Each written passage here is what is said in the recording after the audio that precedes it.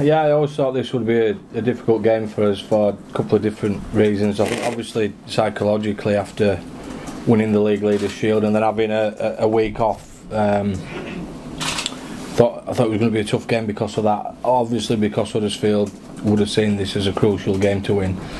It's always tough here anyway, so and we didn't play that well. I thought, particularly in the first half, I thought we were off our game, and Huddersfield rattled us a little bit, conceded a couple of sloppy tries, but I thought second half we dug in. There's a couple of really strong performances in the second half. Thought as a team we were really gutsy, and we found a way to win. So a bit disappointed with the try at the end there. Thought that was a soft one to concede, but Huddersfield moved the ball. They've been moving the ball really well. I thought they played well against Hull a few weeks back, and they moved the ball pretty well tonight. So the challenge here, and I don't know how you pronounce Ikiafio, but he's an handful to pronounce, he's an handful to deal with on the field, so I thought he was really difficult to handle tonight.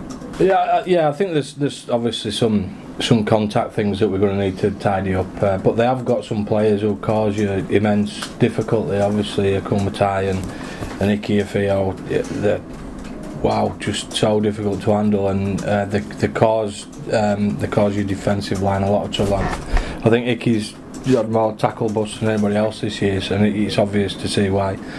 But I thought we hung in, and we've got some really good players to go back into that. Obviously rested McMeek and Millington.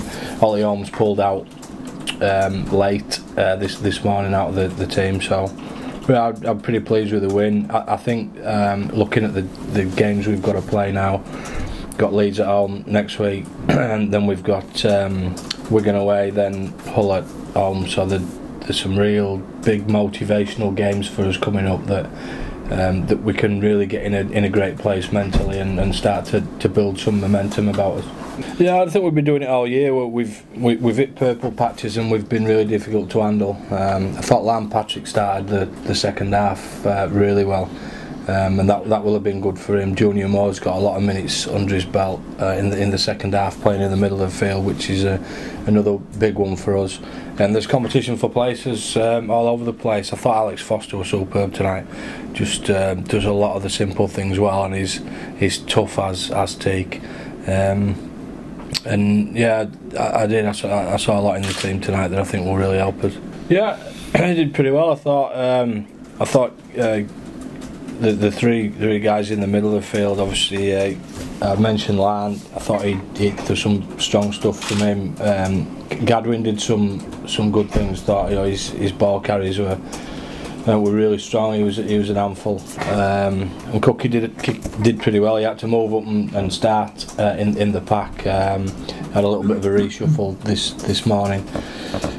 Jai did okay on the wing. I thought he was probably at fault for that last try, but he looked sharp. So the competition for places is there, and Kevin Leroy got a little bit of a look at it towards the end and did all right. So, we've got most of our boys are fit at the moment, so I'm going to have some tough selections ahead. But it's a lot better than what I had to do last year, that's for sure.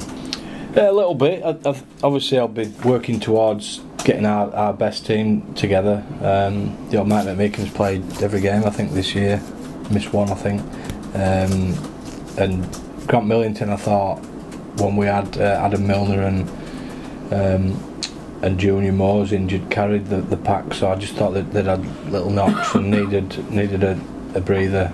I won't rest people for the sake of it, that's for sure. There'll be a rationale behind it, and people are fighting for spots now, and there's a lot of pressure on there over the next 3 weeks. Yeah, well, we got caught too tight there, and then the play of the ball was too quick. We only had Luke Gale was our first defender outside the post, which, yeah, good luck with that. That's always going to be tough when you've got a big man in that slot. So yeah, that was a pretty soft one. Obviously, the one at the end. So I always thought this was going to be a tough game, and I think to come away with a win tonight, I think, regardless of performance, I think is a high quality effort from us. Well, it's not so much about that. He's been our best winger all year, really.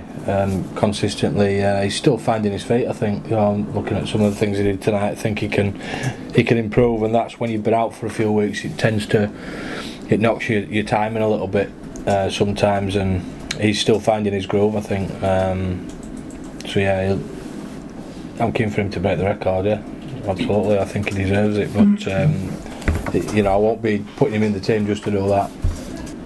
Well, Wakefield have won tonight, haven't they? So you know, I think they've got Saints and Wigan at home, so the destiny's in their own hands a little bit. But they're both tough games.